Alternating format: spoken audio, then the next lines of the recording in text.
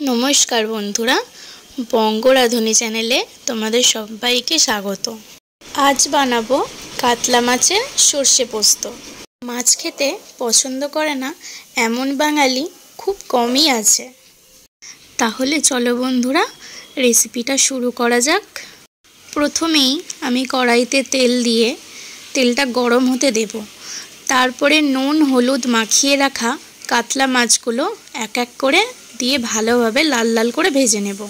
মাছগুলো ভালোভাবে ভাজা হয়ে যাওয়ার পরে কড়াইতে পরিমাণ মতো তেল দিয়ে অল্প কালো জিরে ফোড়ন দিয়ে আমি সর্ষে পোস্ত কাঁচা লঙ্কা যে পেস্টটা করে রেখেছিলাম সেই পেস্টটা দিয়ে সামান্য পরিমাণে হলুদের গুঁড়ো দিয়ে ভালোভাবে কষিয়ে নেব।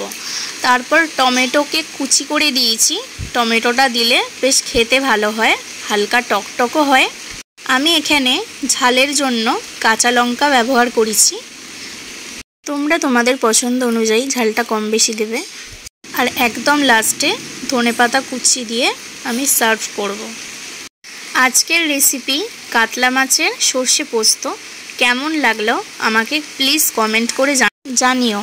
আর তোমরাও বাড়িতে এই একইভাবে ট্রাই করো। এই রেসিপিটা গরম ভাতের সাথে জাস্ট দুর্দান্ত লাগবে।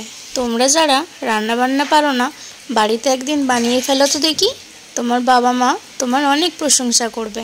তো আজকের ভিডিও এইটুকু, আবার দেখা হবে অন্য কোনো রেসিপি ভিডিওর সাথে। ততক্ষণ টাটা।